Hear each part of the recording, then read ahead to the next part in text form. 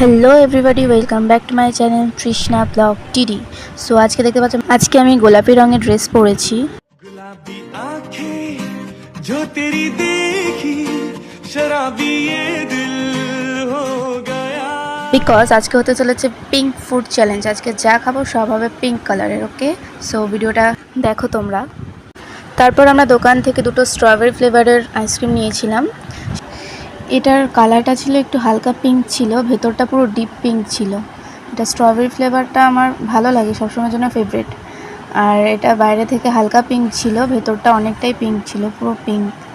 দেন আমি চলে গেছিলাম মিও আমোরে। সেখান থেকে আমি একটা কেক নিই যেটার নাম ছিল ব্লুবেরি ক্রাশ। সেটাও দেখতে পিঙ্ক কালারেরই ছিল।